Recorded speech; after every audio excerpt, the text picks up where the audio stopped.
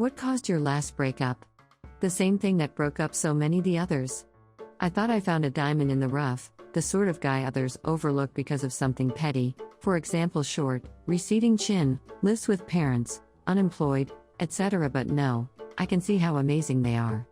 They always seem smart, funny, into doing fun stuff, just what you want, right? These guys find me intriguing, sexy, and fun in the beginning. They like to say I make them feel energized and want to do new things.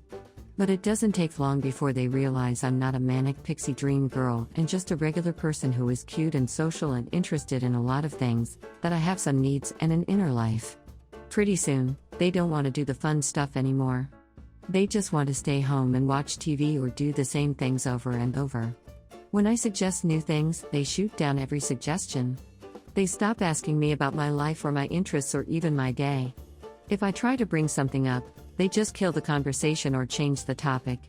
Then they start picking on me, my looks, my habits, really anything and everything. Pretty soon, the only acceptable conversation topics are how was their day, what to eat for dinner. We can only talk about their day, their thoughts on all the ways the world has wronged them, or why they are so amazing and no one sees it. Or, of course, how I am doing XYZ wrong for myself, in my house, with my life, whatever. They clearly don't even like me anymore, and I eventually crawl out totally drained. First year college relationship, I had a feeling she was cheating or talking to other dudes because she did the classic putting phone face down after texting, slightly tilting screen away from my peripheral, and giving those flirty smirks sometimes after texts.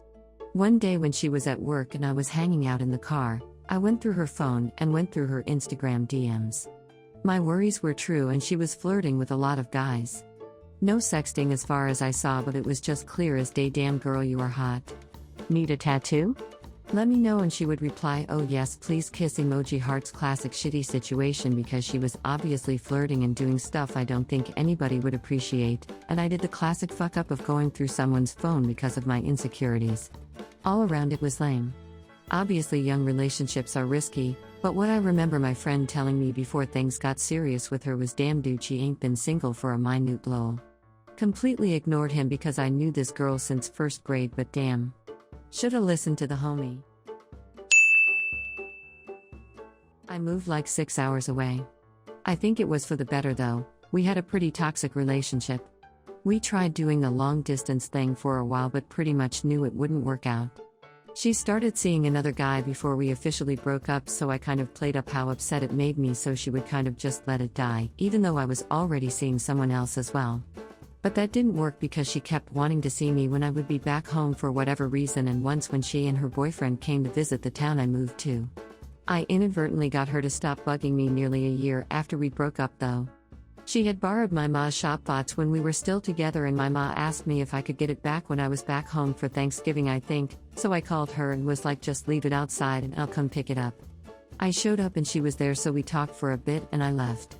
While I was leaving she asked me to come back, so I texted my friend about the situation, like WTF right? Dude.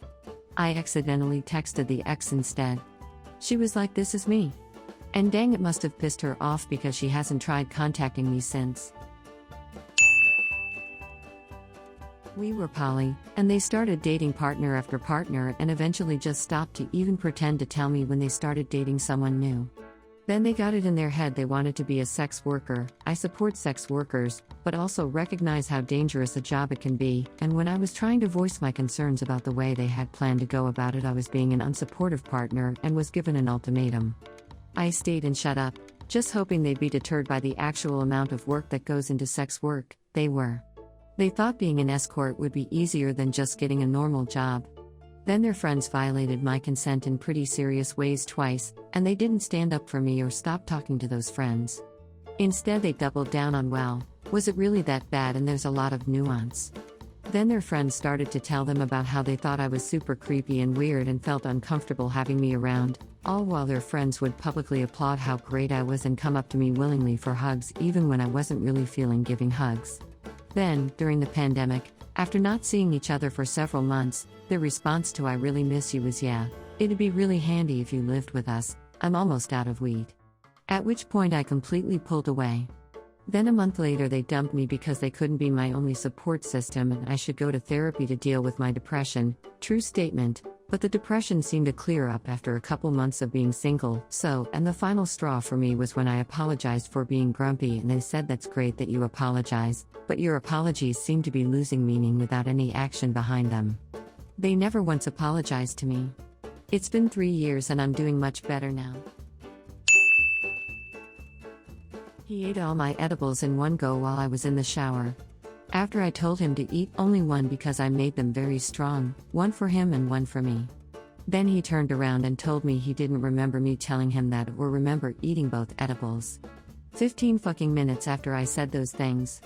15 minutes after eating them, he didn't remember it? Bullshit. I will never ever be convinced he didn't remember that. He ate both of those edibles because he wanted them both. It was then that I realized he was out of control. He couldn't stay out of rehab, was constantly doing shit that would, if caught, get him thrown in jail, again, was probably shit-faced drunk and hiding it. Alcohol was something I would not tolerate from him because he has a severe problem with it, has drank himself into a literal near-death coma more than once, and was lying to everyone about not drinking.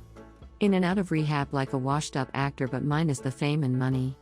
Of course, after taking almost a full gram of THC that night, he got really stupid, clumsy and acted like a complete asshole once it kicked in.